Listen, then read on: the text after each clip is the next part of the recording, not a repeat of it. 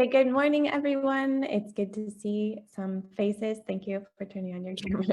And that way I can kind of gauge if you're completely bored, we'll move on from something, or I like to get some nonverbal feedback too. So thank you, the brave people who have turned on their cameras. So I recognize some faces and names in the participant list, but I always just like to let you know who I am so that you know. I'm Amanda Blackwell. I'm a bilingual speech language pathologist, and I've been living and working in Guatemala for the past 8 years.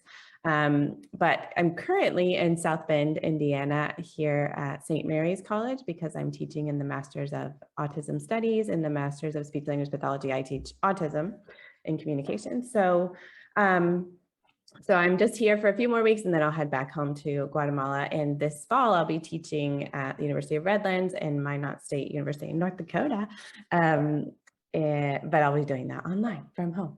I also participate in the ASHA PAHO ad hoc committee for Ecuador. So that's the ASHA's like international initiative trying to help develop speech pathology programs around the world. And we do workshops for them over a series of 6 weeks, and we're on our second session now with now 250 speech therapists that live in Ecuador. I also do some teletherapy, some bilingual evaluations for TalkPath Live, and I'm developing Spanish content for SLP Toolkit, the app. And then I supervise at these two places in Guatemala. Fundales for deafblind children and children with multiple disabilities, and Down Guatemala is for people with Down syndrome. Our initiative called Luna is Spanish information about autism, and so all of our resources are free. If you have any Spanish-speaking families with children with autism, it's a great resource for them. It's really easy to understand information that's all illustrated with symbol sticks, and so that's a good resource for them. And then we also started the Speech Therapist Association in Guatemala, called Somos TLGT. So I'm working on my doctorate in education at Murray State, hopefully finishing this next semester if I can write enough on my dissertation. I'm 40 pages in, but I've got a long way to go. So that's the plan, to start a University of Allied Health Professions in Guatemala. So that's why I went back to school for the EDD.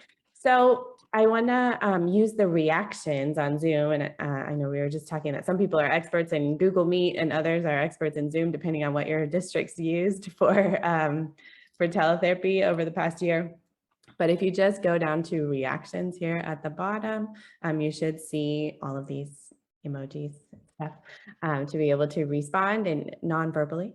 We can do the thumbs up or the check mark for yes, or that you are for the questions I'm about to ask. And then if not, you're welcome to use the X to say no too. Okay, so that will be what we're looking at. Has everybody found their reactions? Show me with that. There it is. One person has shown me. Okay, there we see thumbs up. And Marissa showed me a real thumbs up. Okay, thanks. All right, I'll go ahead and, oh, I don't have the ability to clear your feedback, I guess. Hang on. Well, that's okay because I'm the co-host, but you can change your reactions based on the questions. All right, so I want to know how many of y'all speak more than one language. You can show me with, if you speak more than one language, affirmative or negative there. Is that one? And if you do speak more than one language, can you tell us in the chat what the other language or languages is or are? That would be good to know. Okay, so lots of monolingual SLPs. And have you had the experience of being in a place where you didn't speak the language? Have you ever been somewhere where you had no idea what was going on because you didn't understand the language? Okay. All right. More people have had that experience. Good. And how many of you are currently using dynamic assessment? Are you using it? Yes or no? Or is this going to be something that's totally new to you? Okay, so some people, yes, a couple people. Good. Wanda says yes, good. Okay, and some people, this is going to be totally new. Okay, so we had a session last month, And we talked about English language learners and just really focused on that with a lot of detail. But it's important for those of you who are not in the session to have an overview of that. So I am going to do like a recap of English language learners, because it's important for you to understand that context when we're talking about dynamic assessment. So the reasons why we use this and the population that we use it with. So we're going to do a quick review there. We're also going to review just really quickly the best practices in working with those ELL students, and then what ASHA says about what we should be doing, and also what ASHA says about dynamic assessment, because this is something that I think is not really covered in graduate school programs right now. And it's slowly coming into the curriculum, but I think that it's still not well understood because it's really not generally used in the school districts. So that would be why it's not really being taught in the graduate school program. So we're hoping to change that. I'm teaching a class next semester where I'm definitely spending time on this because it's so important. And I think a lot of us kind of miss that. And if we weren't taught it in school, we're probably not comfortable using it in practice, or it's likely that we're not. So I'm going to go through all the details of how to do dynamic assessment. I'm going to do some dynamic assessment with you, and then I'm going to give you some time to practice it while we're all together so that we can get some feedback and just walk through the process, because I want you to do it at least once to feel like you can go away from this talk ready to do some dynamic assessment in your districts, wherever you are. Okay. So let's do the recap here of what is an English language learner. First of all, this term depends on where you are in the United States and what your district has decided to call them. In California, they say EL. In other places, they say ESL. In some places, they say ESOL. There's a lot of acronyms going on, like always in education. We know that there are 400 different languages spoken by public school students in the United States. 400 different languages, it's crazy. And 85% of those ELL students are native Spanish speakers. So we know that that's the vast majority of the different languages spoken. Spanish is very common. We also have Vietnamese, we've got Hmong, we have Chinese and Korean being the other most common languages that are spoken. So that would make up 95% of the ELL students would speak one of these 5 languages. So those are the most common ones. I know that people mentioned last month that they've had the opportunity to work with students who speak other languages that are a little bit more uncommon. And again, that's going to depend on your district. I can't remember if it was you, Emily, who mentioned another language. Yeah, what was the language that it was? I've had a couple of students who speak Korean or Karenni, which I think is a dialect of Burmese. Okay, Burmese. Do other people have examples of some other languages that you've heard spoken or that you've needed to find a translator that you've never had to do before? How do you say that, Chin? Chin, is it Chin? Or where is it from, that language, Mirth? Russian to Burma. Okay, so a lot of people from Myanmar and Burma. Okay, cool.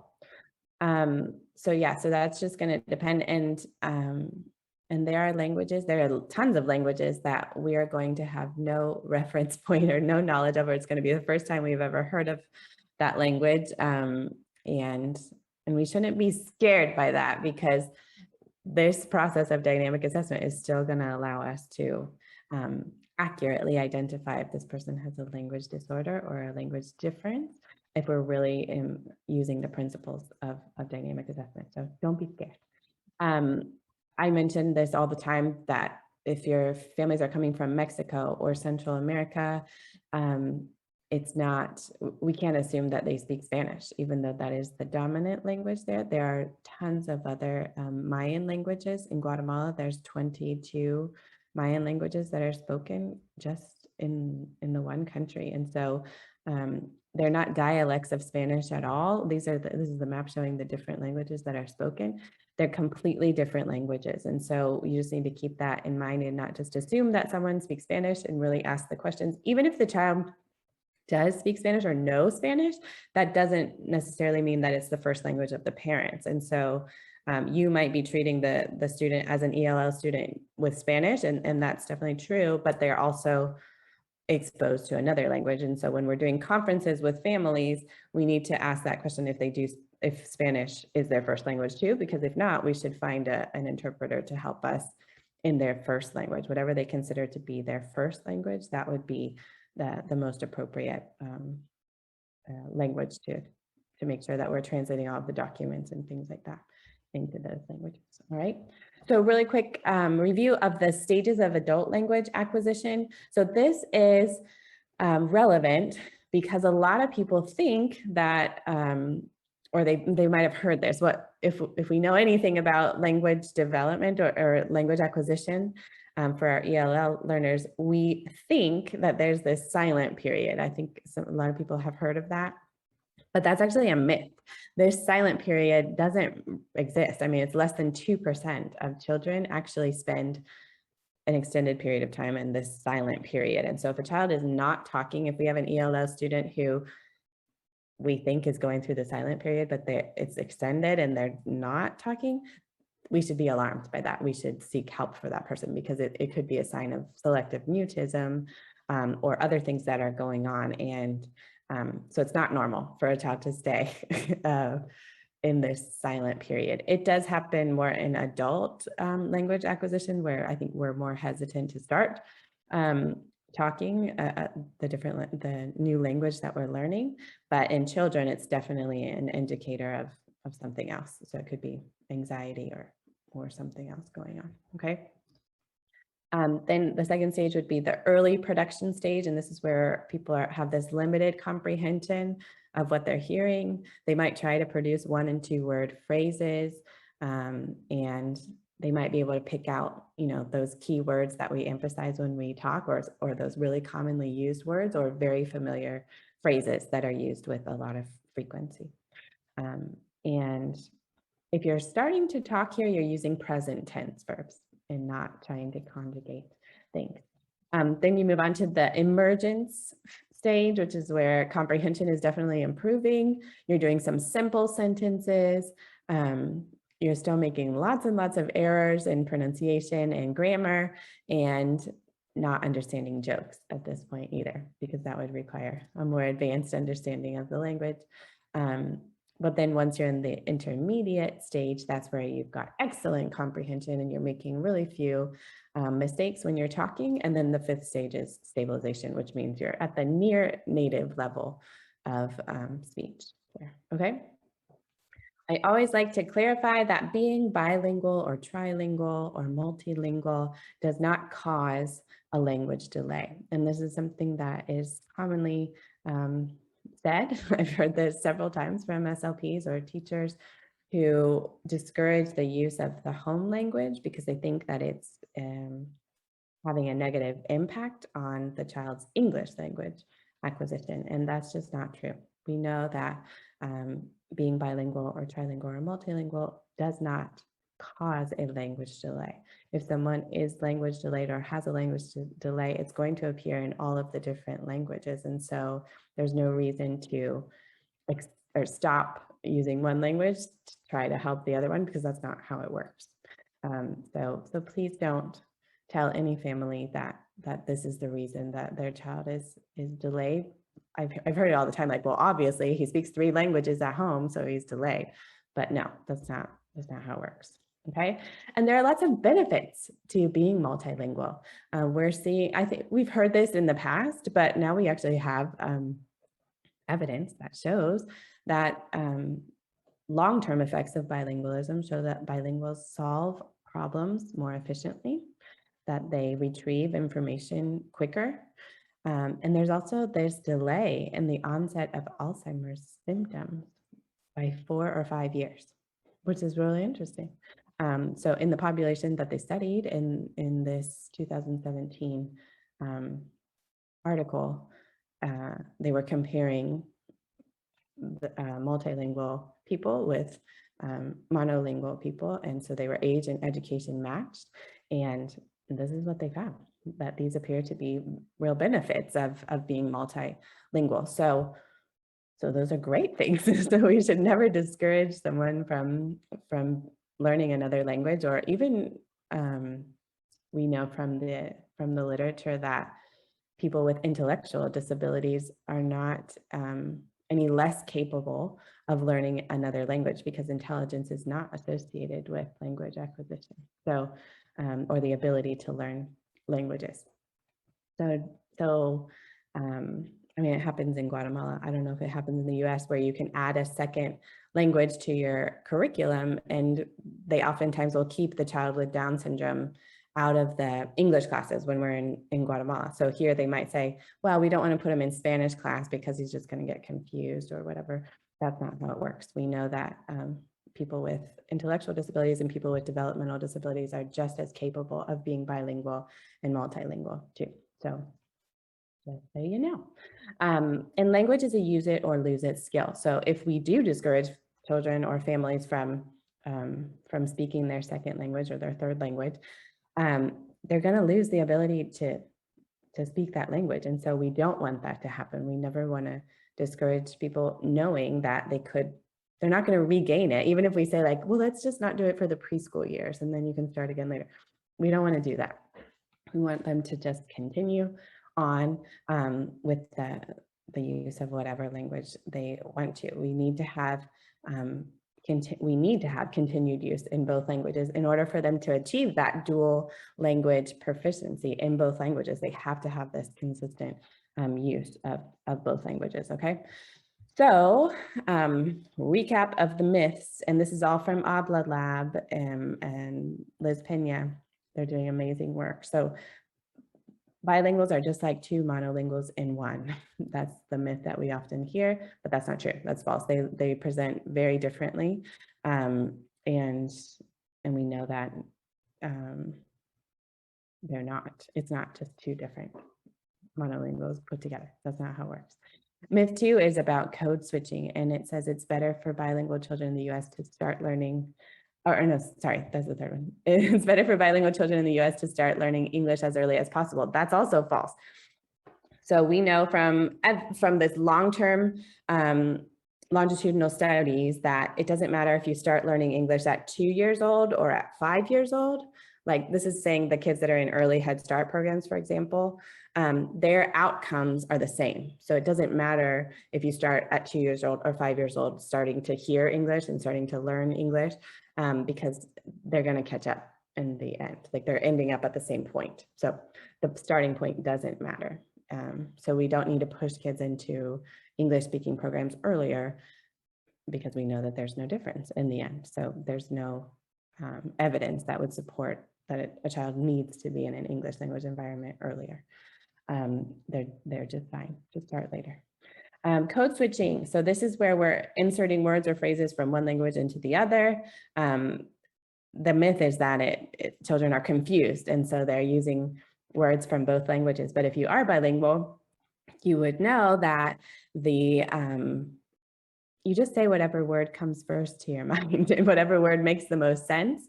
And a lot of times, if you're speaking to someone else who is bilingual, they're gonna know that you're gonna understand what they're saying. And so it's less important that you stay in the same language, and it's more important that you say what you want to say. And sometimes there's just not words in each language to be able to do that. It's not a negative side effect of speaking two languages. It's just an expression of the individual's own language or what they're really trying to say. So we do not want people to discourage that, and actually that ability to code switch or go back and forth and use the different languages or words from different languages in the context of your conversation is actually part of that ability, where we learned that people are good at problem solving and going back and forth and shifting attention. And that's actually a really good skill to be able to go back and forth. So code switching is a sign of their ability to do that, to go back and forth, which is great. It's actually a positive thing. And again, so children going through the silent period when they're learning that second language, it's not unheard of, but it's not the majority of of children. And so if and when there is a silent period, it's going to be a matter of days, but not weeks or months. So make sure that we are catching those kids who are not talking, because that's a sign of something else going on. Okay. So the Code of Ethics in ASHA really does set it up and makes it very clear that we need to use all resources and referrals and interprofessional collaboration to ensure that quality service is provided. And this is especially true with the ELL population. If you're not feeling confident about working with someone, or comfortable, or you don't know a lot about this culture or whatever, ask for help. There's no harm in doing that, because it's more important that they receive high quality services. And if you're not feeling very confident about that, then you need to seek out more resources to help you help them, your clients. Okay. And this is talking about the highest level of professional competence and performance. And where this is relevant is that we're all ASHA certified. We all have reached this certification status, but we also need to think about our specific education and training and experience when it comes to working with ELL students. And we talked about this in the training last month, that a lot of us didn't learn anything about second language acquisition in our programs. I didn't, and I was in Texas where we should have, but we didn't cover it. And so you just need to be honest with yourself about that. Like, do I have the foundational knowledge here or not? And then act accordingly. It takes a bit of humility there.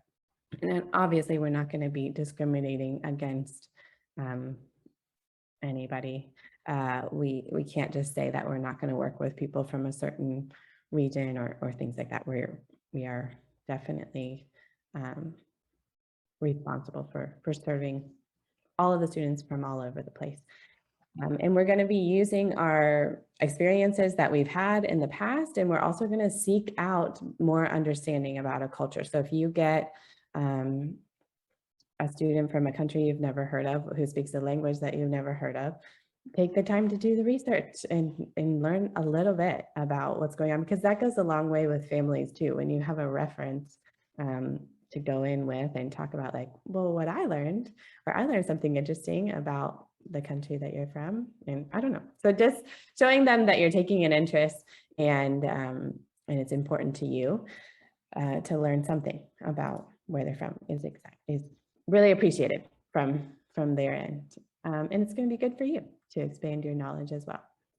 Okay, so ASHA does have some guidance on ELL and dynamic assessment. We talked about last time this document called the Provision of Instruction in English as a Second Language by Speech Language Pathologists in School Settings. And they wrote this because it was getting to the point where SLPs were, or sometimes still are, expected to kind of be the English as a second language teacher. And so because of a lack of resources in the schools, they were putting kids in special education, and the SLPs are doing more English language instruction rather than speech therapy. But they say in this document, they clarify that speech pathologists who do not have the requisite skills should not be providing direct instruction in ESL, but we should be collaborating with those ESL instructors. So it's saying, if you do feel qualified, if you do have experience with language acquisition, then that could be okay for you to do. But if not, then you're responsible for collaborating with the ESL person. So we talked about this in depth. I'm not going to go in depth here. I just want you to be aware that ASHA expects the SLPs, all SLPs, to be involved in this pre-assessment phase where you're gathering all kinds of information about the student and talking with family members and teachers and trying to figure out what the concerns are, or if there is a real concern there. Then you're going to be involved in the assessment, but you're going to be using the ESL teacher in the assessment process and then in the intervention if necessary. So you're going to be supporting the ELL teachers, and certainly dynamic assessment is a way to do that. And we're going to be supporting them at all these three phases. We should be involved, even if you don't feel completely competent to be the one to lead these things, you should definitely be collaborating.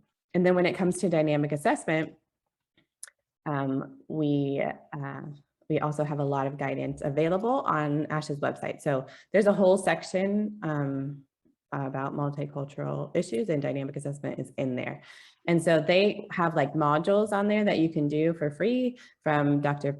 Liz Pena, again, from Habla Lab, and they just emphasize here that dynamic assessment is emphasizing the learning process, and it's accounting for the amount and nature of the examiner investment. So we're going to talk all about what that means, but I want you to know that this exists and that you can learn about more about dynamic assessment and the fact that it's highly interactive and process oriented.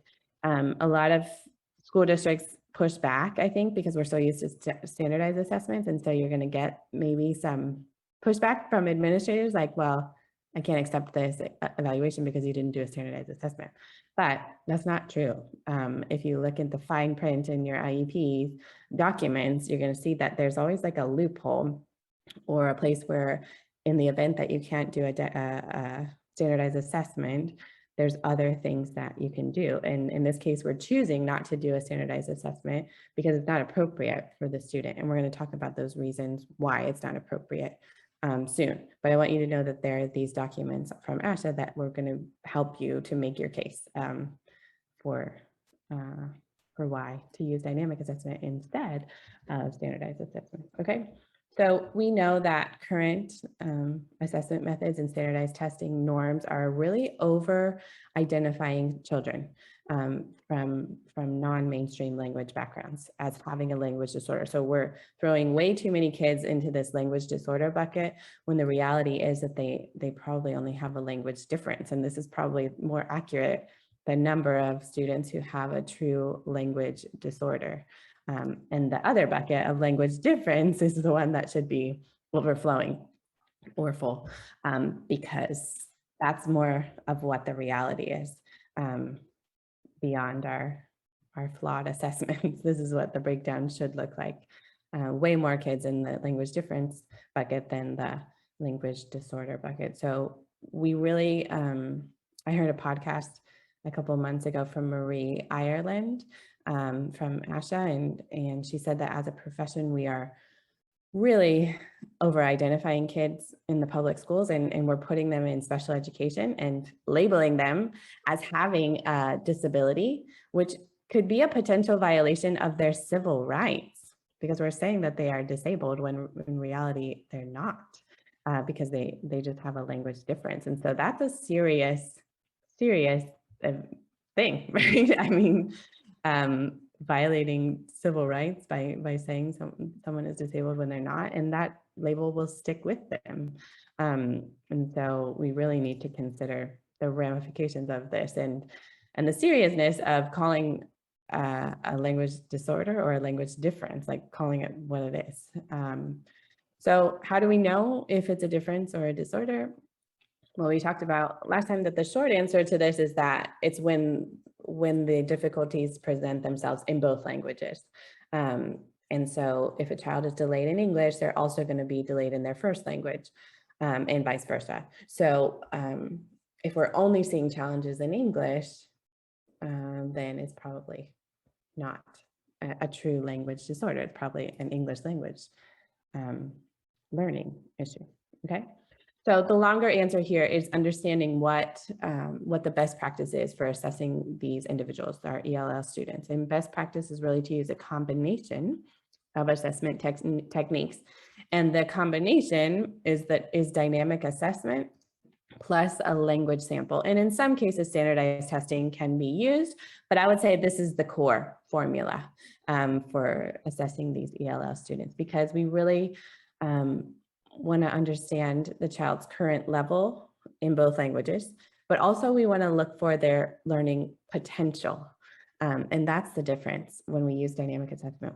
We're making sure that our evaluations are including, in addition to a super extensive case history and parent interviews with interpreters, we want to make sure that we've got these two components as the core components of our evaluation, because this is going to really help us understand what's going on. And we know that we can assess virtually everything with dynamic assessment and collecting language samples in both languages.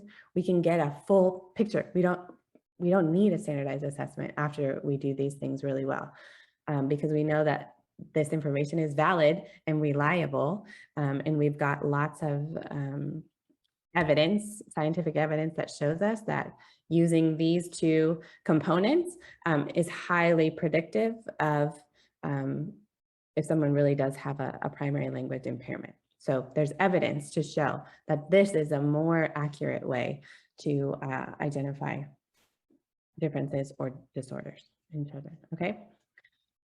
So what is dynamic assessment? It's a way to measure a child's ability to learn. It's looking at their potential, their learning potential, rather than looking at their current knowledge. And it's really rooted in Vygotsky's zone of proximal development, the ZPD, if you guys have heard of that.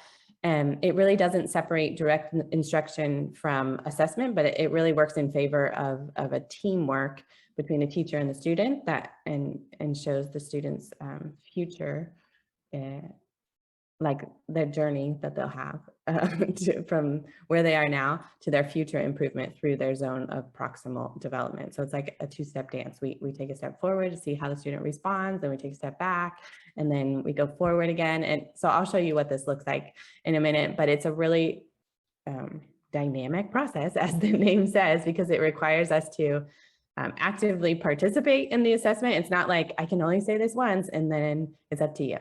Like, because you can't violate or you can't break the rules of the standardized assessment and give more help to a student. This is the opposite of that. It requires the SLP to be actively participating with the student, and it's completely customizable to fit the needs of that individual student. And while there really is a set process for doing dynamic assessment, where the SLP still has the flexibility to make observations and real-time adjustments and adapt to the individual's learning needs. So I always use this picture to show that our standardized tests are not fair. They're testing our prior knowledge. So if you have a student who was born after 2000, I don't know what, 2013, 2015, they probably have never seen one of these in real life, because to them, a camera is a cell phone, right? No, do people buy cameras separately anymore? I don't know. I mean, if you're a photographer, yes, but everybody else just uses their phone. It's not, you don't have to carry your camera and your phone anymore. So should we expect that our young students are going to know what this is called? If they're English speaking or ELL students, no, it's not fair. It really requires you to have knowledge or experience with what that is. And if you've never had that life experience, then you wouldn't know what that is and you would get that wrong.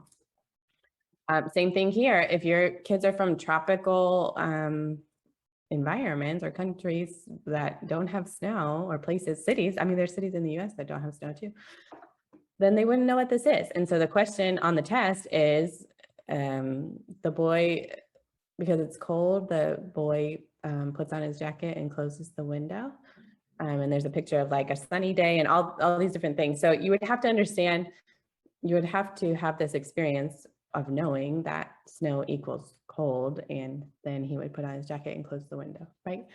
So this is really looking at just prior knowledge or background knowledge and experiences. And it's not the most effective way to test any kids really, but especially our ELL students who are going to be disproportionately penalized for a different prior knowledge set than our kids who are monolingual English speakers, okay? So our static or standardized tests are giving us just one single data point. Can they do it or not? Yes or no?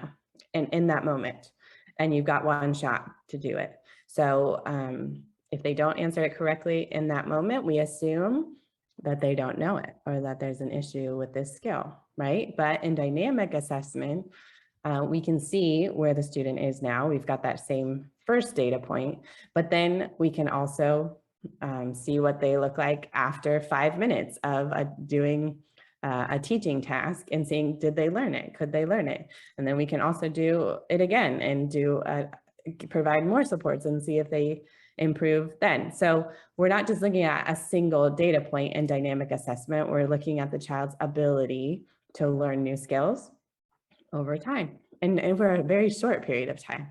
So you can see the difference between just one data point and then seeing, okay, if I just teach it to them, are they able to learn it?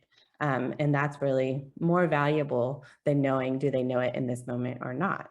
Because we want to know if they're stimulable, right? We do this in articulation too. When we do the Goldman-Fristow, there's a place to comment after that. If you model it, then can the student do it? Are they stimulable for this sound? And that's important information to have when you're doing an assessment, okay? So what kind of skills can you assess with dynamic assessment? We'll look at all these things: AACUs, expressive language, morphology, narrative, vocabulary, pragmatics, semantics, receptive language, reading skills, decoding, in short, everything, because we can identify challenges and we can isolate many different of the language concepts and skills and attempt to teach them in that moment to our students. And so we can use vocabulary words or semantics or decoding or memory or problem solving skills. We can use any of those. We can isolate these skills and we can determine whether or not a child is able to learn these skills with the proper instruction. We're seeing if a child is stimulable for these things, if they're capable of learning these things, and how it is that they learn best. And so we're gathering so much important information with this kind of assessment. All right, so I mentioned this article last month. It's this 2018 article by Peterson and colleagues, and it's from Speech and Language, or Speech and Hearing in the Schools. So I really want to break this down so you can understand what they did, because it's a really important study.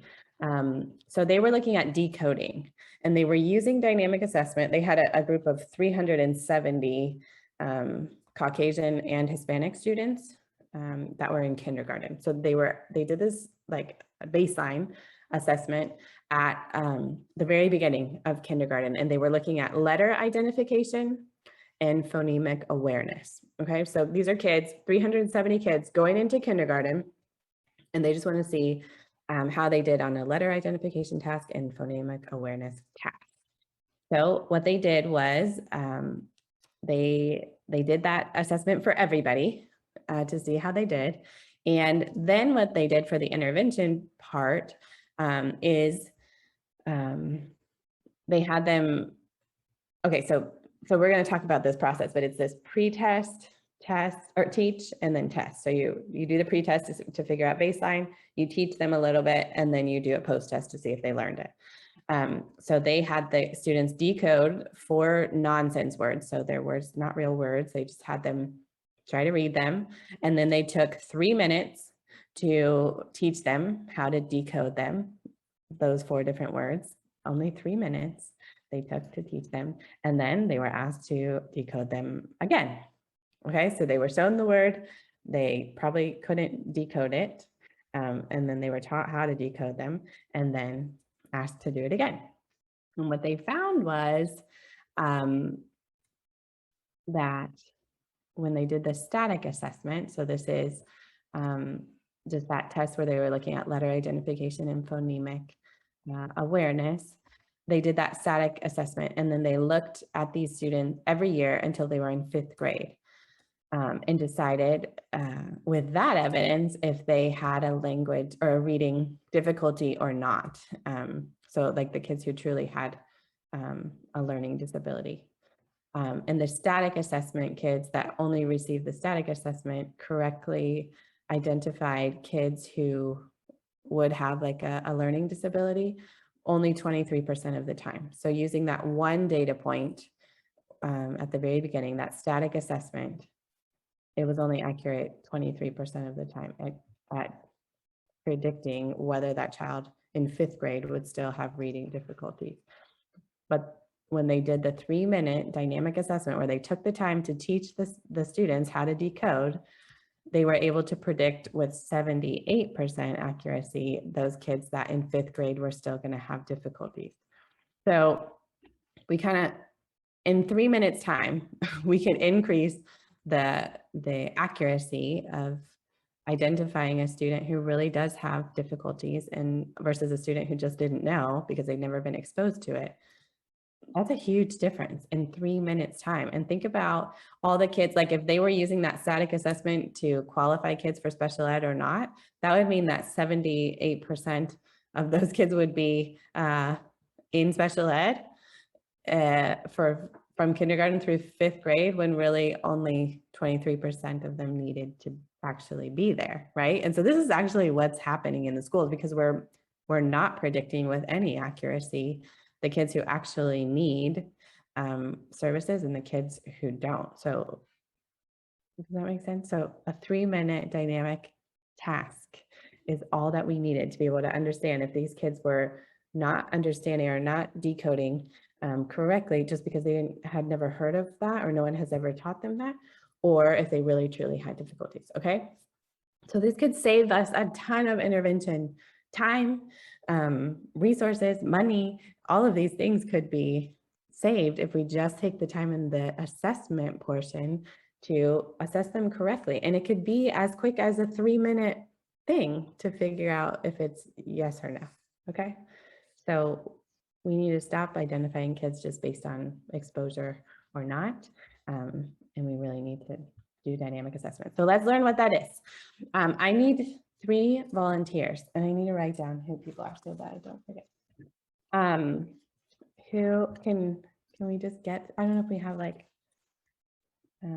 prizes or something. I can send you some chocolate from Guatemala if you want, because then I just went to Guatemala a couple of weeks ago, so I'd be more than happy to do that. I'm gonna, oops, hang on a second. I'm gonna write down your name so that I don't forget. So who's gonna volunteer? You can put your name in the chat. If you wanna volunteer, tell me. 3 people. This doesn't work unless I have participants.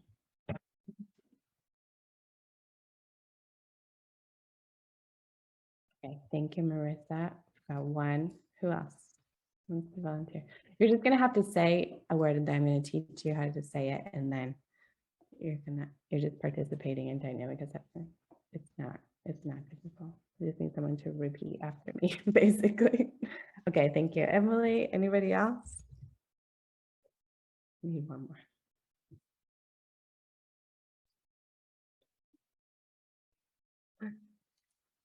Thank you, Megan's iPhone. Okay, all right, so we're gonna have Marissa, we're gonna have Emily, and we're gonna have Megan. So let me I'm writing it down so I don't forget. And okay. All right, so what we're gonna do first, I want Marissa to pronounce this word. You can unmute yourself and tell me, what does this say? Kyoto. Okay, that is incorrect. All right, Emily, I want you to say this word. Spokane. You know how to say it? Shoot. Okay, let's pretend like you said Spokane. Okay. But you had prior knowledge. This is good. Or you made a guess. I don't know. All right. And now I want Megan to say this word.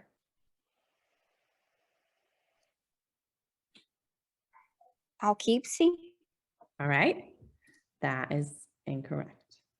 All right. So if I were doing a static assessment, I would say we tried this task, but we failed, right? You just showed me that, well, you got an F basically, because, well, except for Emily, but we're pretending like Emily didn't know what that was. That you have like pronunciation issues, right? Or difficulty with reading or letter sound correspondence or something's going on, right? But failed. So you see why this is not fair, because this is one moment in time, and all I'm testing here is whether or not you've seen this word before and have any experience with it, or someone has taught you how to say these words, because they don't make sense. If you know how to read, they're not said the way that they're written. And so yeah, so this is just simply because people have either never heard of these places before or yeah, no lack of prior knowledge. Okay, so static assessment is not an accurate way to do that. So let's try to use dynamic assessment to sort out if this is a language disorder or a language difference or a lack of prior knowledge. So let's look at dynamic assessment here. So a test, teach, retest approach is what we usually use in dynamic assessment. So when we're testing, we're seeing what the child can do independently. We're seeing what their background knowledge is or prior experience with this concept is basically, and we're seeing what they can do without any help, just their individual performance. And this is what we're using to get their baseline. And this could be with a formal assessment or a portion of a formal assessment, a standardized test, or you could do something informally to test a skill and get your baseline, because you need to know where they're at, where they're starting at. And then you do the next phase, which is the teaching phase. And you're literally teaching them in this moment, and you're providing different kinds of supports and feedback to figure out if they're capable of learning it. So this is like a mini lesson that you're designing, and you're determining their learning potential, which is called modifiability in dynamic assessment. So you're figuring out what that modifiability score is between their pre-test and their post-test. So in dynamic assessment, this teaching portion of this mini lesson is called a mediated learning experience, an MLE, as Dr. Pena has coined the term. And you're going to teach the specific concept that you've identified to be an area of difficulty for the person. You're using this MLE, this mediated learning experience, to really get that true data that we need to determine whether or not a child is able to learn new skills with proper instruction or not. And then you're going to retest it, and you're going to see what the child can do now that they've had that help. So you've taken the time to teach them, you've taken you've been observing and taking notes of what kinds of supports you're using, like the intensity of the supports that you're using, and you're gonna find out if that worked or not for the child, if that was the type of support that they needed in order to learn the new skill. Okay, so let's do that with these words. Okay, so Marissa, in the dynamic assessment process, you're gonna identify the skill, but then you're going to begin by talking to the student about what you're going to teach them and why it's important for them to know that. So you're going to tell them what the concept means and why it's important. And then you're going to try to give them like a real life example about when you would use this skill, so that they also understand why it's relevant to their lives. Because I know, like in school, if I didn't know when I would ever use this skill, I'd be like, what's the point? Because it doesn't apply to me. It's not applicable to my life. And so, yeah, so we want to just explain that to students. We want to take the time to help them understand. And officially in dynamic assessment, this is called intentionality and meaning, transcendence, and competence. So that's like the ways where you're explaining why, you're giving them examples, and then you're showing them transcendence, like generalization, why this is important in life. And then what happens if you don't know this skill? What could result from that? And it's more relevant when we're talking about language, not when we're talking about places or landmarks. But it's important to mention. Okay, so Marissa, did you know that this is actually the name of a river in Ohio, and it goes from northwest Ohio down through the capital? It literally goes right through Columbus, Ohio, and then it connects with the Ohio River at the Kentucky border. So this is the name of the river, and it's important to learn the names of rivers in our region because they have lots of history, and it helps us become more familiar with our natural resources in our area. And it could be that someday you want to go visit it, or it could be a good place to go to. Or you might be on a trivia show and they're going to ask you, what's the river that goes straight through Columbus, Ohio? And you're going to know. Okay, so here it is. So now I'm going to teach you how to say this word, and I'm going to break it down into syllables for you. And I'm also going to use some visual supports to help you understand and remember this, okay? So when we do this mediated learning experience, this MLE, we want to use all kinds of different strategies. So multimodal communication, we want to use visual supports, prompting, paraphrasing, directions, and then also giving additional time for the student. And we're going to be taking notes during this time to like, was she paying more attention to the visuals, or did she really seem to get it after I broke it down into syllables? I don't know, but you're going to be making notes about what it is about your teaching strategies that are clicking with the student, because that's going to give us a lot of information that we can pass on then to the teachers and say like, well, it's not a language disorder, but these are things that really helped with the teaching or the learning in this case. Okay, so we're going to be taking notes about these strategies and figuring out how much support and what kind of support are most helpful. Okay, so here we go. We're going to break down this word, Marissa, and I want you to repeat after me. Sigh. I. O. O. Da. Da. Okay, and now we're going to put it all together. Sigh-o-da. Sigh-o-da. Iota. Good job. All right, here we go. I'm going to show you this word again, and I want you to tell me what it says. How do you pronounce this word? Iota. You did it. Yay. Okay. So what did we just do? We just, instead of writing her off and saying, Marissa can't learn, she doesn't know how to read and she can't pronounce these words. Now we've taken 5 minutes to break it down, and we're going to see that there's a marked improvement between the baseline point and the post-test if I just spent a few minutes to teach her. And so I gave her some visual supports. I broke it down into syllables, and then we put it all together.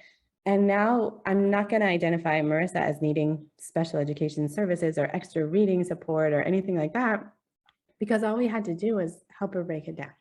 So we've discarded for Marissa, I mean, this is one word and one concept, but we have saved her from special education.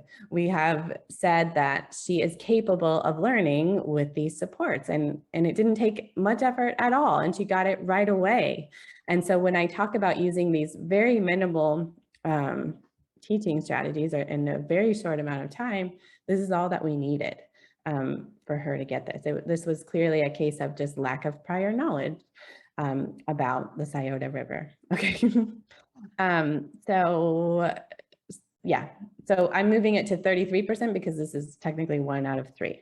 So now we're going to see if Emily, well, you already knew this, but I'm going to teach you again. And for the others who would have said Spokane, I'm going to tell you that Spokane is not Spokane, but I'm going to tell you that this word is actually the name of a city in Washington State. And it's a really beautiful city that you could visit one day. And it actually has the largest urban waterfall that you can visit.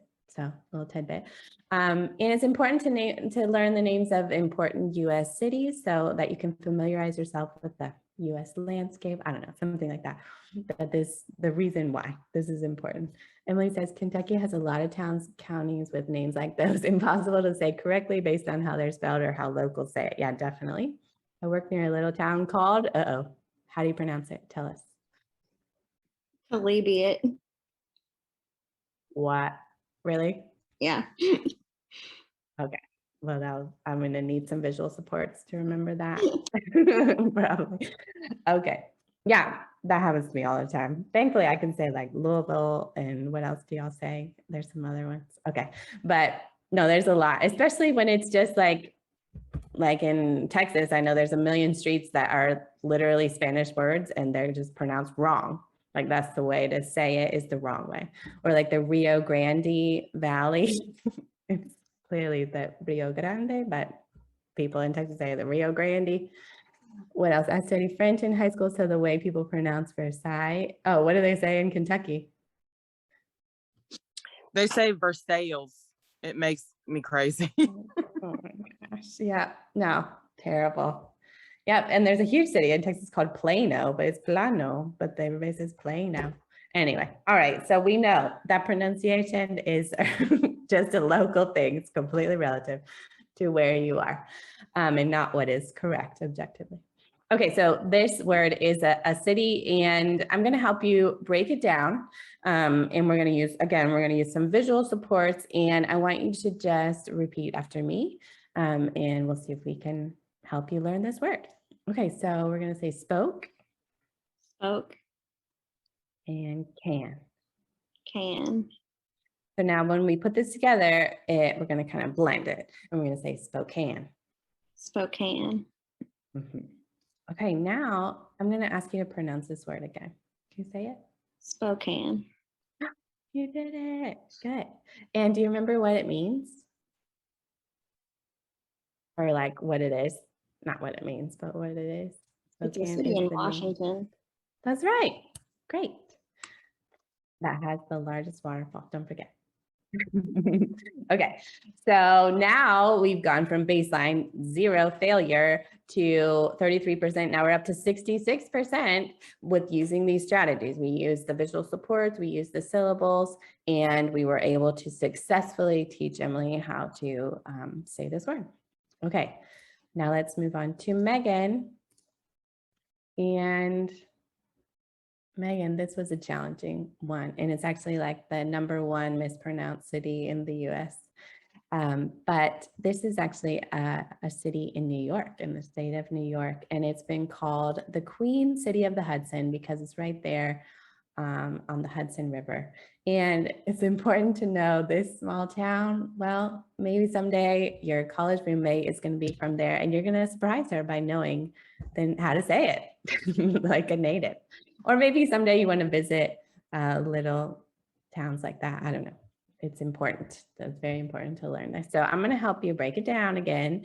And I want you to repeat after me with each syllable. Okay. So we're going to say pa. Pa. Okay. And pa, I know it's not, but if we're doing like the, what's it called? The diadochokinetic rate, we would say pa, like Puttica. Okay. Then we're going to say kip. Kip. And I know his name is really Kipper, but he's our friend, so we just call him by his nickname, Kip. And C. C. Okay, so what we're going to do is we're going to put these together and say it like this, Poughkeepsie. Poughkeepsie. Okay, now I'm going to show you this word one more time, and I want you to tell me what it says. Poughkeepsie. You did it. Awesome. Okay, let's see now how far we have come in just a short amount of time. We went from these people having learning disabilities to being experts on these words, and they're going to be able to teach other people how to do it. We went from 0 to 100% accuracy. Was it a miracle? No, it's just the beauty of dynamic assessment at work here. It's taking a few minutes to provide you with some strategies and see if you're capable of learning it or not, learning the material. And you were, all of you were, yay. I made a conscious decision not just to test you on your prior knowledge here, I decided to test you on your ability to learn. So you see the difference here? We're not just getting one data point, we're seeing how your learning potential here. And do you see how many kids we could save from special education if we just take the time to see if it's a lack of prior knowledge or they just need a little more support, or we just got to figure out the right way to teach them or the most effective way to teach them. All right. We're going to get into like the specifics here, but I think this is a good stopping point. We're an hour in. So let's just do our break now. And we'll come back in 10 minutes, and then we're going to get into the larger dynamic assessment protocol, and then we're going to have time to practice and work through it. Okay, so let's go ahead and take our 10 minutes now, and we'll be back at, what time is it there? It's 9:32, so 9:42. All right, and I'll just use this time. Okay, see you in a minute. You can pause the recording if you want to. Back. Thank you. Okay. All right. I forgot to ask you, Emily, if you already knew how to say that word or if you guessed. I actually already knew that one. And But how it did you took me know a it? second. I second guessed myself on it. Okay. How did you just knew from? I'm not sure if it was from the news or something, but I swear I've heard it said before and I tried to correct myself. So Okay. So you guessed right because you had limited exposure to it, but you had a good guess. Okay, that's good to know. Cool. All right. So we're getting back into this now you've understood the reasons why we use dynamic assessment, and you've seen a little bit of how it can work. And really the process is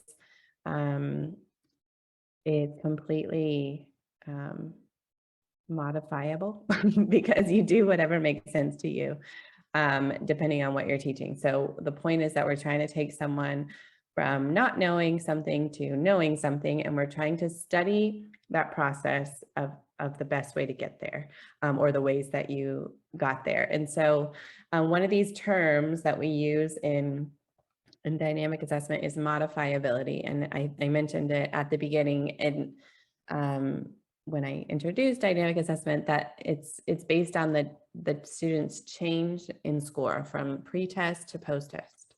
We're looking at what learning behaviors the student exhibited and how much effort it took for the teacher, the SLP, to teach the student in this case. So we're really focused on, like, this line is not just, it's not point to point.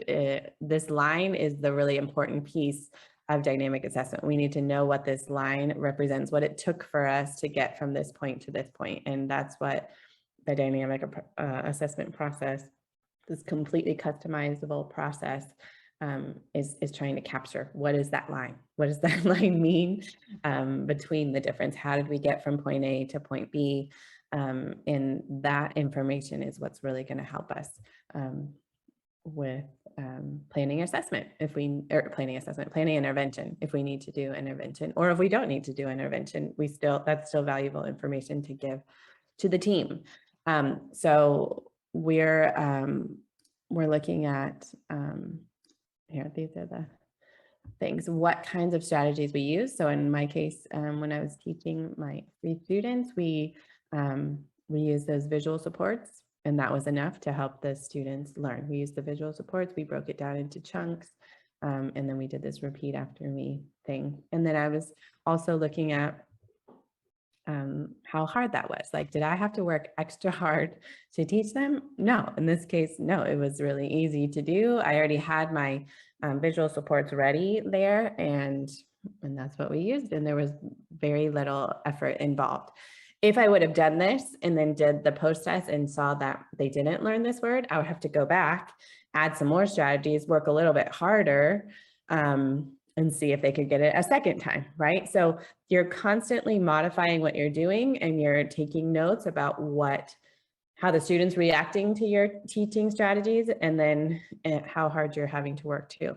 And if we're thinking about how this relates to identifying students or not, like, the harder we have to work, the more effort we have to put into it, the more indicative of a learning disability it is, right? Because it shouldn't be that hard. If I do break it down like that and I give you multiple ways to understand it, it shouldn't be that hard to learn. But if you're not picking up on it when I do use these extra strategies and this effort, then maybe something else is going on, right? So that's what we're trying to identify with dynamic assessment.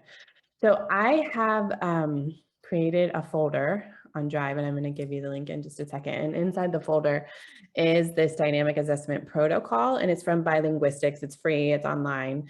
It's just a PDF, but I like it because it's very complete. It has a whole example on there for you, like it walks you through step by step with an example. And then it also gives you a general protocol that you can use with all kids, like just as a starting point to look at learning abilities or learning potential with some basic concepts. So it's done a lot of the work for you. And then you just make circles on the form or fill in the blank, and so it's going to help you walk you through the process. I also have that same form translated into Spanish in case we do have any Spanish speakers here, so you can do the prompting and all that stuff in Spanish.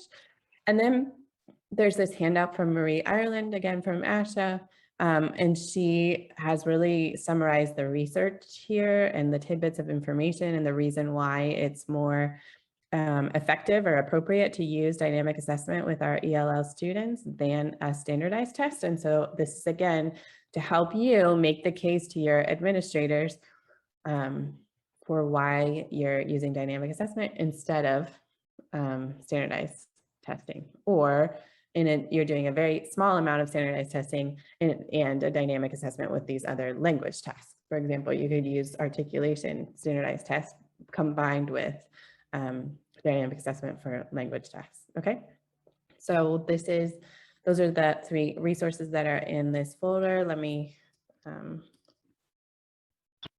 we'll put this in the chat for everybody.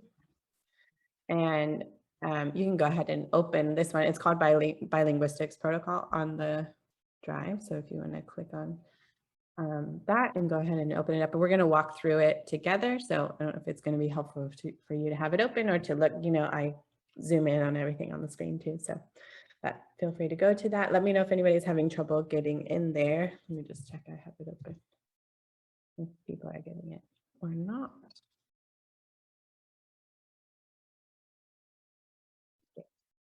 Is it working for people? Yeah. Okay. All right, so the one that says Bilinguistics Dynamic would be what you're able to see on the screen.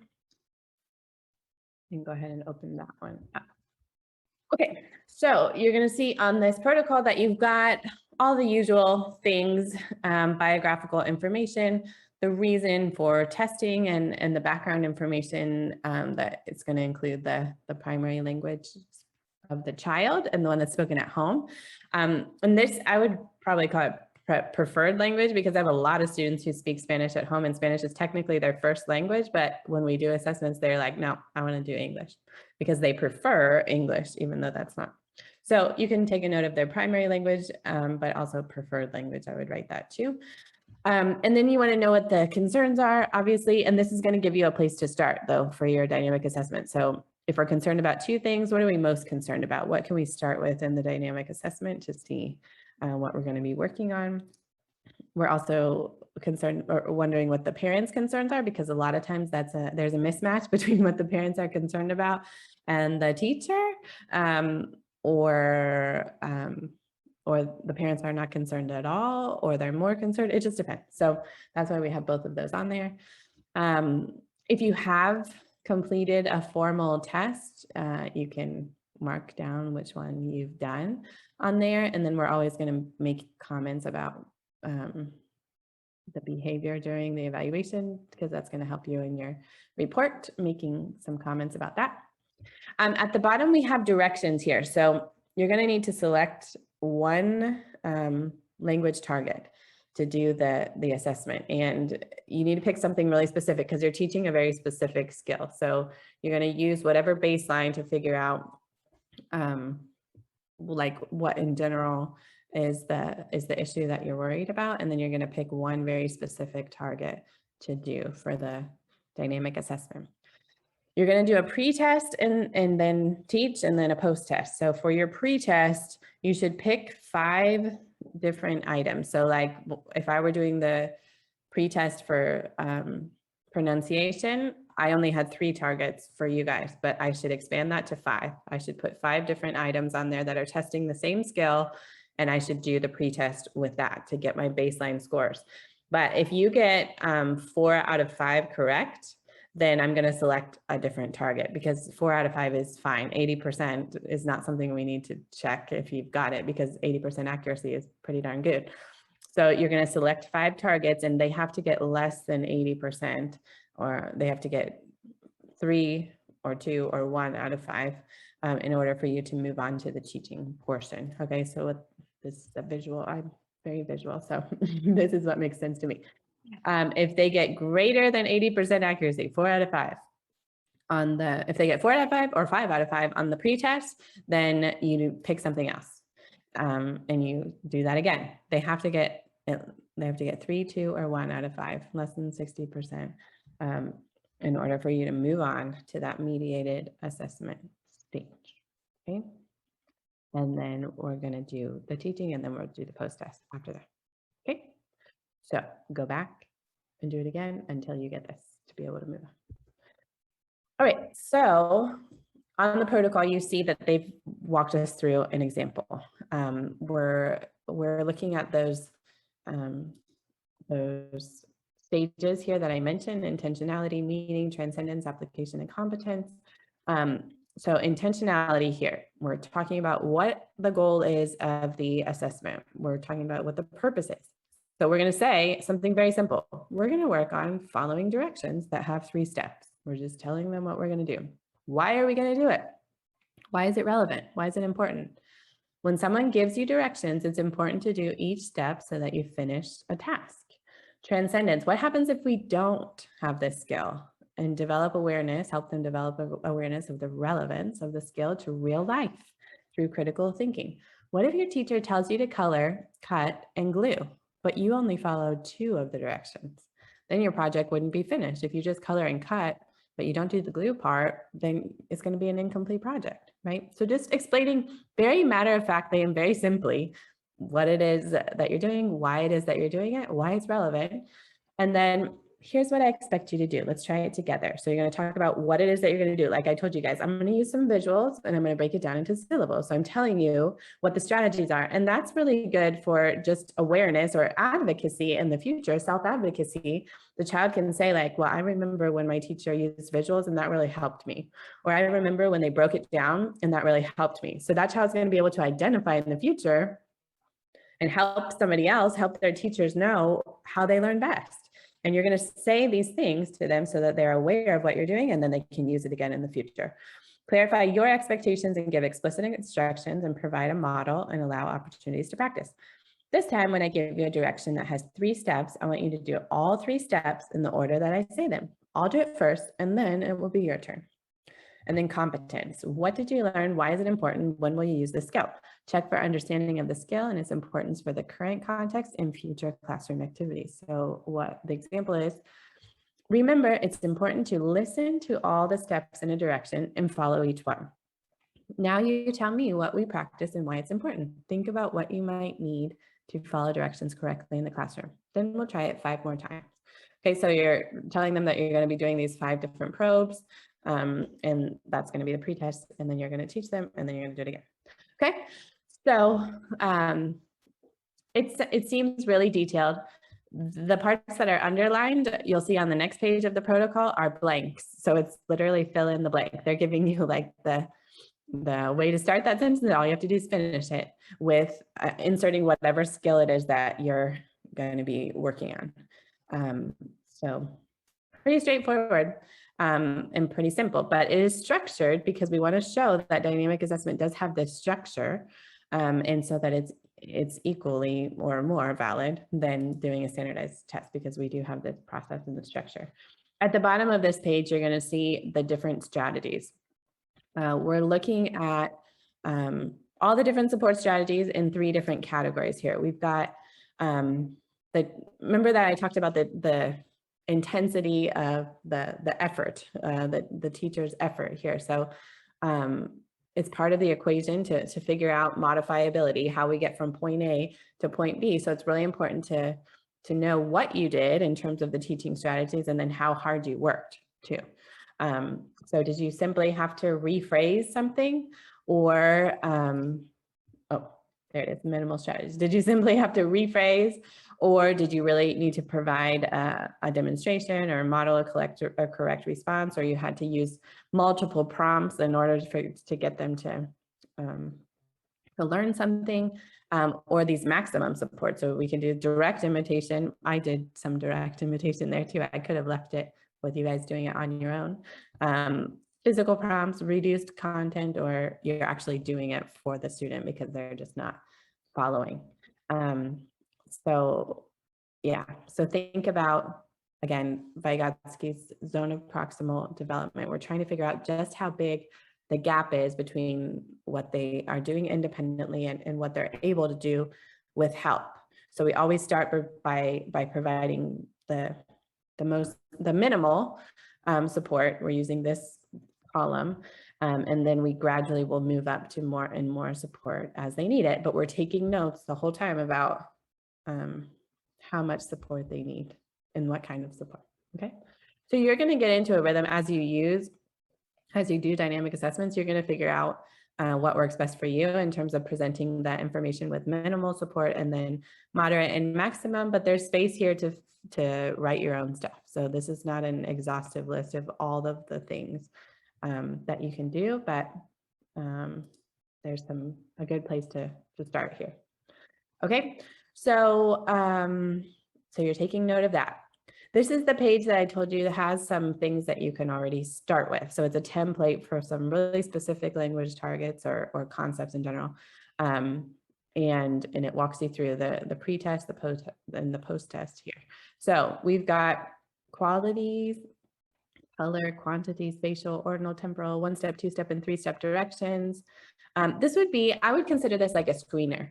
If you've got a child that's referred and we've just got general concerns or like they're just delayed and everything or having a really hard time in class with language things, I'm thinking of our ELL students, and you just want to get a basic understanding of their learning capacity, their ability to learn.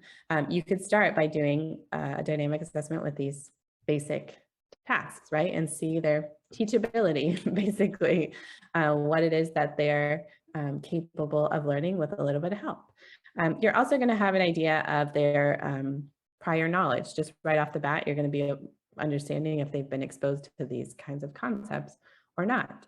And then you're going to test right away their ability to learn them and how it is that they learn best. We've also got this narrative language target page. So you're seeing on here what is appropriate and when, setting time and place. We've got by year, by 5 years old, we're going to do this. So if you're evaluating a 6-year-old, you can just start with these things and see what concepts they have and which ones they don't when we're talking about language or narrative skills. Okay.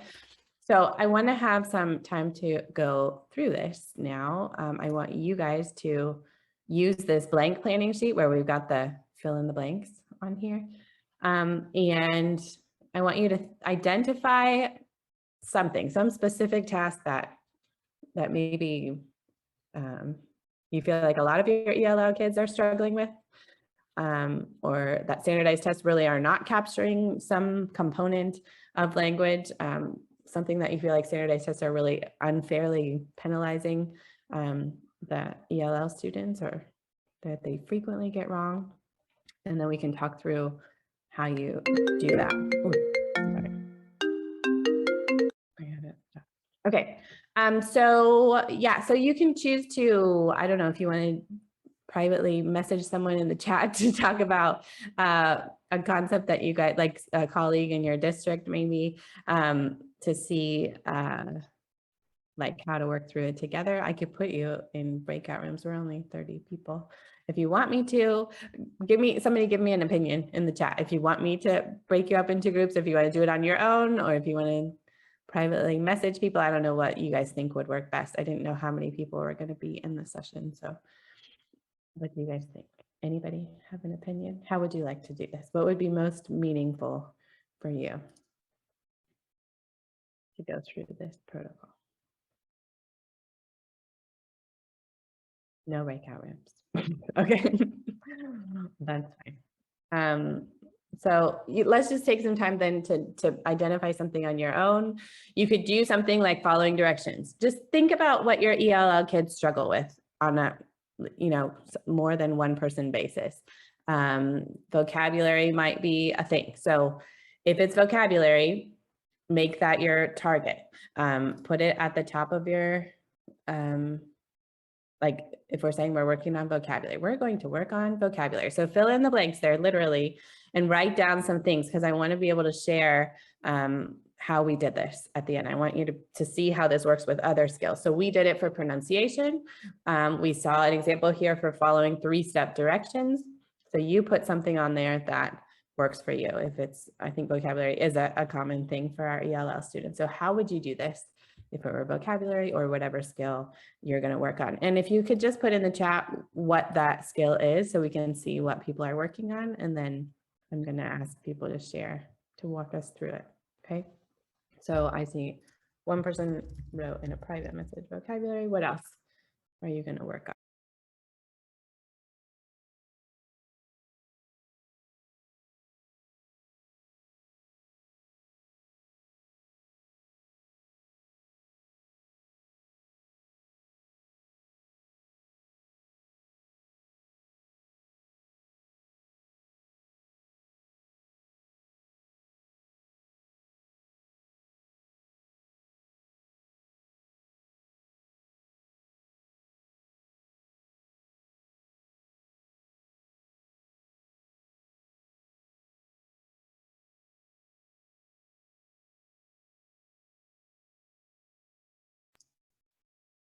All right, we've got attending to task, vocabulary, expressive vocabulary.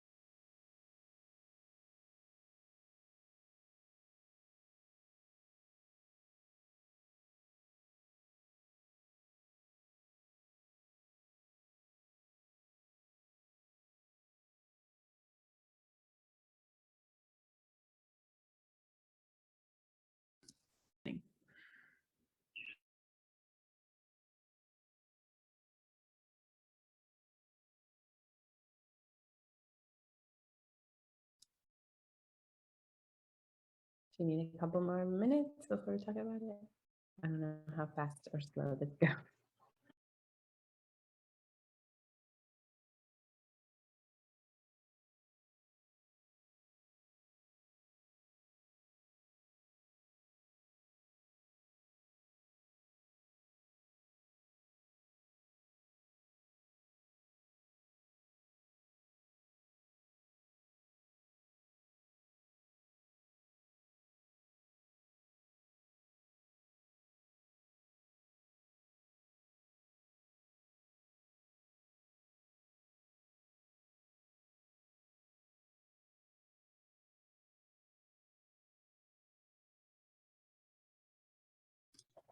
And if you're finished writing, think about what kinds of supports you're going to do. So in this application phase, you're going to say this time when I do this and whatever, you're going to give them directions, but think about what kinds of supports, specific supports you're going to be providing, if it's going to be pictures or what it is that you're going to be doing. Okay.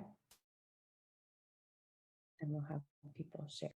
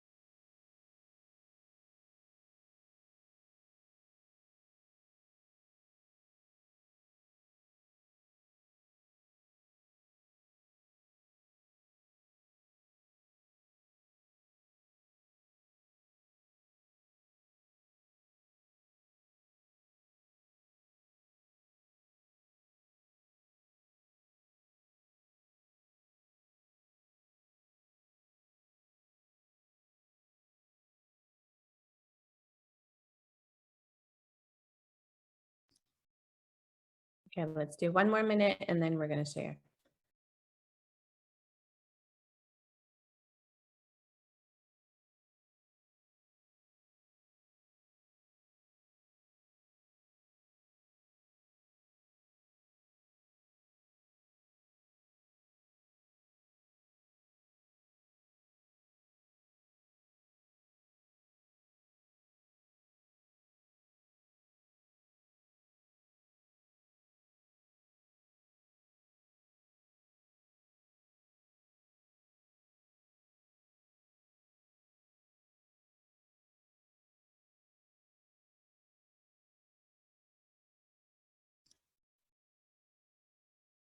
Okay, let's have someone walk us through what they did. If you typed on your form or printed it out, you could show us what you did, or I can write on the screen too to add text to this.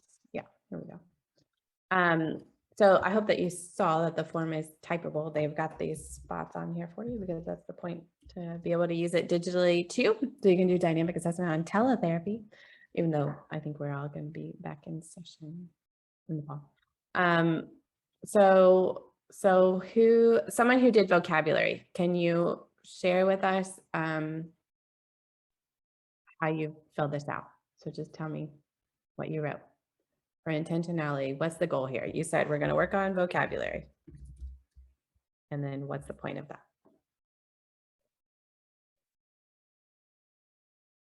What's your script on here? Share with me what your script is. It can be Jill or Marissa or Emily or Lori. Or anyone else who did vocabulary.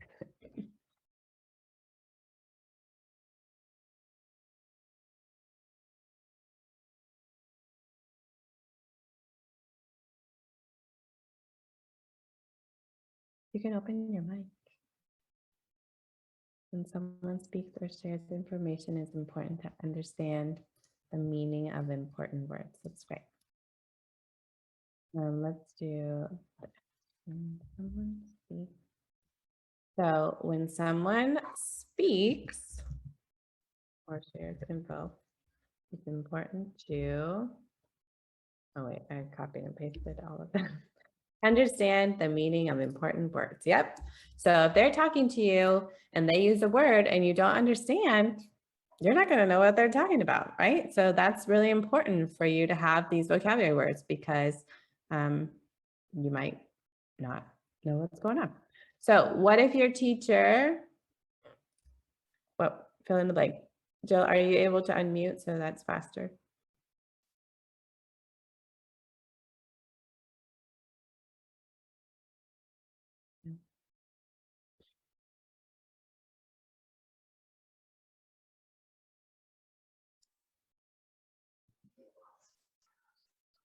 Hi. Hi. Okay, so what if your teacher uses a word you don't understand, but you don't understand? Oh, what if a teacher uses a word that you don't understand? Then what? Then you can ask what the word means. Yep. Okay.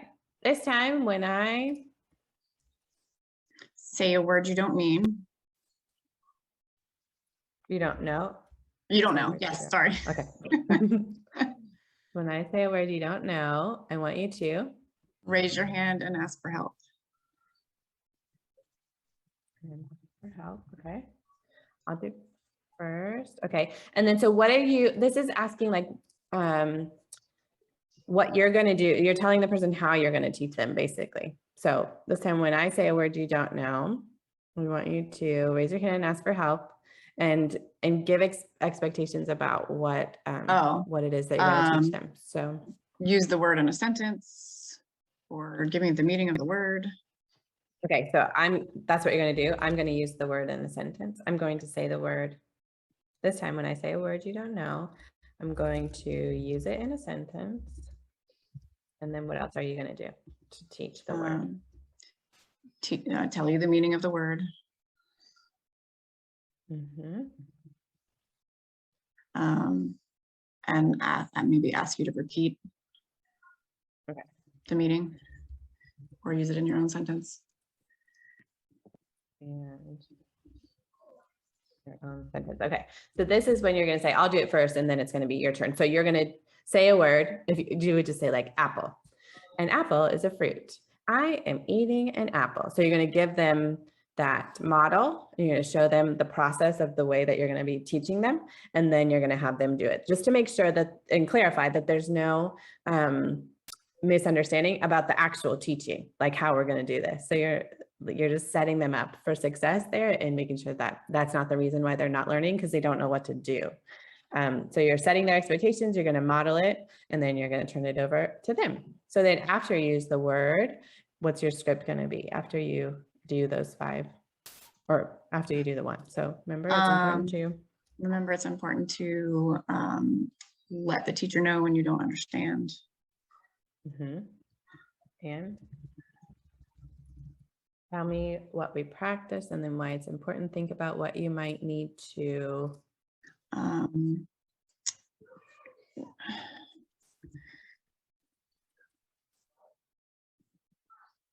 don't know for that one. I would say like what you might need to learn new words, or what you might Okay. need to do when you don't know a word. Or Okay, something. yeah. So it's just trying to get them to reflect on it, basically, and remember why it's important to do these things, because we're just constantly reminding them of the purpose, of the reason why you're doing this, and that it has importance. Okay, I'm gonna close that and just open a new one to talk to someone else. Great job, Jill. Thank you for participating. Sorry that I'm gonna call you out on this, Mackenzie, but you're the only one who chose something else besides vocabulary. So would you mind telling us your script, sharing it with us so we can see how this might work for a different concept? And I just want people to get a feel for it. So Mackenzie, are you able to unmute yourself?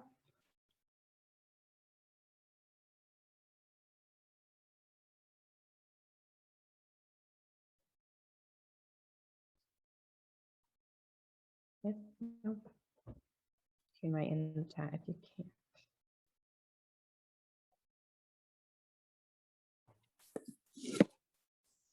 There. Hello? Oh, it shows that you're unmuted, but I can't hear you. Oh, I'm sorry. Oh, there it goes. All right. I'm multitasking. Oh, that's okay.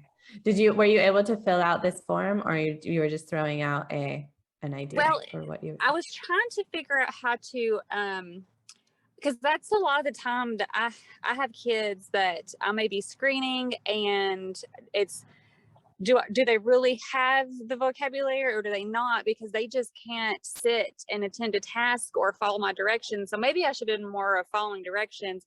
But later I find that they have these things. It's just they weren't attending to the task. And so it's kind of difficult to actually apply this to that. But that's what I was trying to do. Okay. Well, I think, yeah. Yeah. So I think it can be attending to tasks is what you're also like observing. But we could do that through like following directions. If we could choose that following directions as the target, but we're taking notes about how they're attending to it, or the way that we get them to be more involved in what we're doing, or to pay attention basically to what we're doing, right? Attend to the task. So we can kind of be simultaneously evaluating those things through this test, but what we're going to explain to them is most important in following directions. We're letting people know that you're listening to them, or, this would be like active listening skills too. So you could say, we're going to work on listening and following directions. You could say that. And it's important because when someone gives a direction, or my teacher says something, it's important to let them know that I've heard them and follow directions or something like that. Right. But what if your teacher says something, but you aren't paying attention? Then you won't know what to do. You could just say it like that. And then this time when I give you a direction, I want you to, and you can tell them what you're going to do and how you're going to do it. So I'm going to tell you a direction and I want you to do it, or I'm going to tell you two things and I want you to do both things, or I want you to say, okay, I heard what you said, and then Or do have those them things. repeat the instructions. Yep. I want you to Okay. show me that you've heard, or yeah, show me that you heard what I said. So by repeating it back to me and then do it. So then you would give the example, you would say like, so if I say, raise your hand, then I'm going to say, you said, raise your hand. And then I'm going to raise my hand, something. So do the example for them and then have them do it and then summarize again. So we're always helping the child generalize what they've learned by repeating or telling us why it's important, and then how they can do it, how they Okay. can actually do the task. All right, cool. Thank you, Mackenzie, for participating. All right, so reminders that you've got the suggestions here for those support strategies that you can use. I'm a huge fan of using visuals because I want to know if that does enhance a child's learning or really solidify things. As often as we can be concrete in our teaching strategies, I think that that's great information to have. And again, you're going to be adding this information. The dynamic assessment process is super detailed. It's got this process that you're doing, the pre-test, teaching, and reteach, but it's dynamic in the sense that you're making these changes and you need to note what changes you are making, okay? So let's see. I don't know if you want to or not. If anyone did another thing besides vocabulary or following directions, you can let us know. Run through it one more time. I did answering who questions based on a sentence or a passage. Who questions? Okay, that'd be good. So we're going to work on answering who questions. Why are we working on this? Because when someone asks a question, it's important to answer them so they know you're listening and paying attention. All right. And transcendence. What happens if we don't have this skill? What if your teacher asks you who was in a story during class, but you don't know their name? Then you'll miss important parts of the story and have a harder time remembering what happened. Great. All right. So what are the expectations? How are we going to apply this? This time, when I ask you a question about who is in the story, I want you to answer with their name or ask me to repeat the sentence or passage. I will ask the question first, then read the sentence once, and then you can either answer the question or ask for repetition.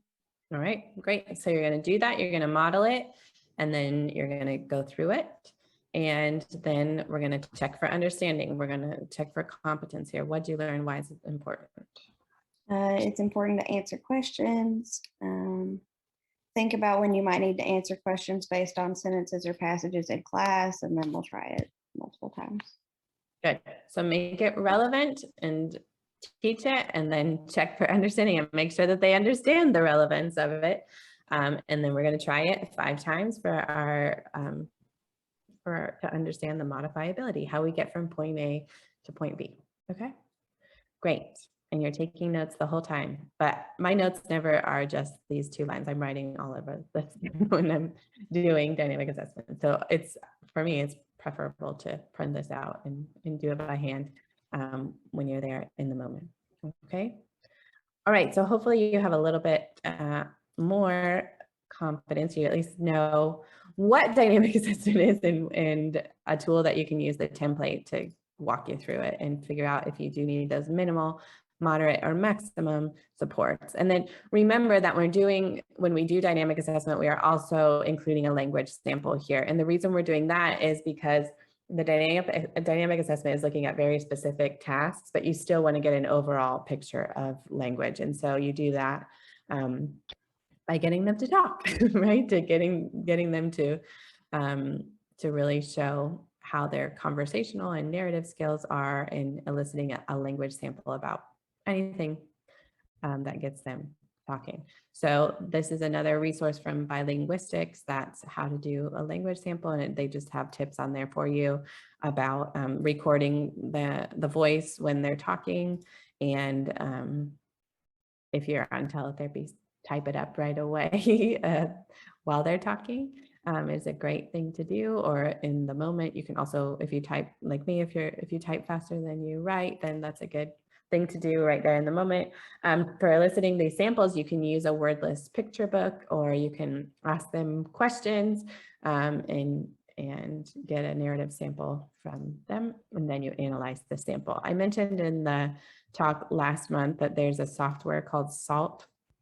That's a really cool like analysis they do, super complete analysis of language samples. And so if you do type things in and you type out the language sample, you're going to be able to get really detailed information about what kinds of words they're using, what kinds of sentences they're using, and what they're missing.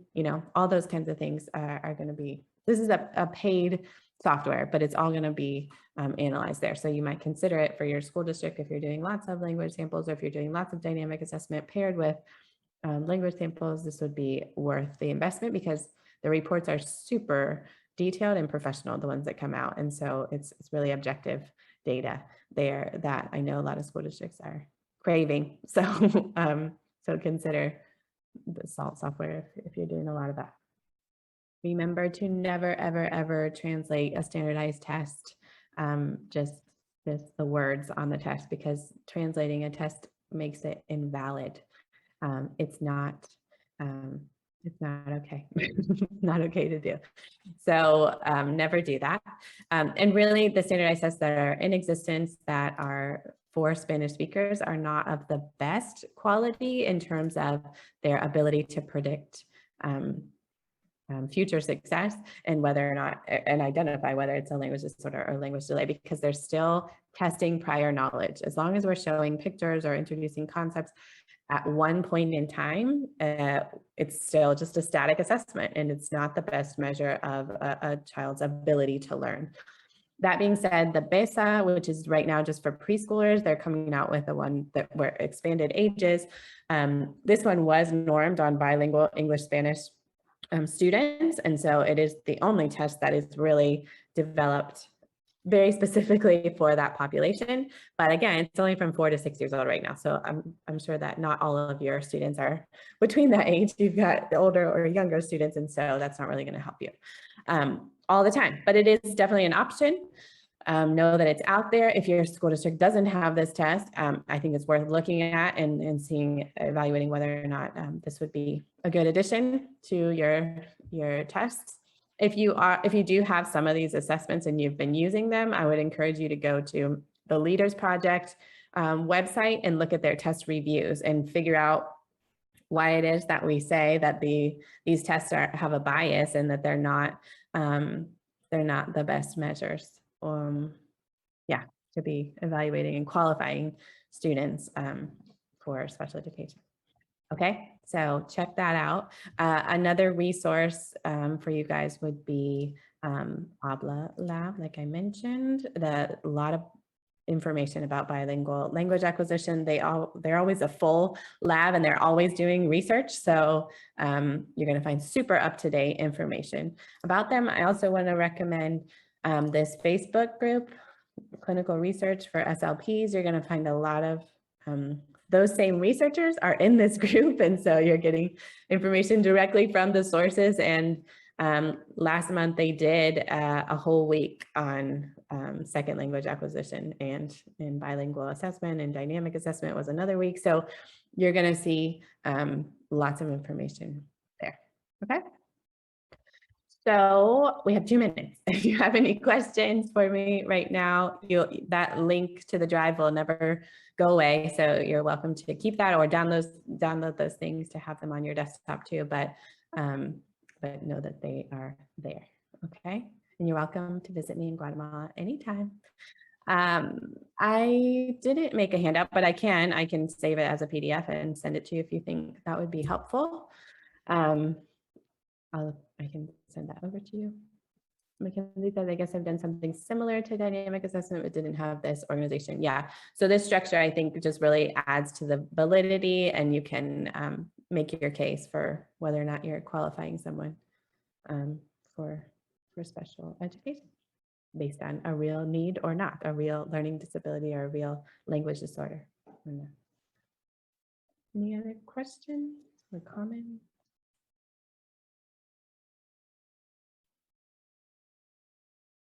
No? Okay, well, thank you all for your time. I hope you've learned something and feeling a little bit more confident about dynamic assessment. And don't be afraid to use it. Just jump in, because this is, again, the fair thing to do for our ELL students. Just looking at one data point, one static assessment is not enough, okay? Right, there's the link to the feedback form, and that's the way you're gonna get your CEUs, right, for this. Yes. Credit for this. Yes, ma'am. Thank you, Amanda, for all of your Yeah. information. I know you've given me lots to think about, so I'm sure I can say the same for everyone else. Yes, the feedback form is in the chat, and I'm also going to put my email address in the chat as well. If you have any issues with getting your feedback completed or getting your certificate, just send me an email and I will get you taken care of.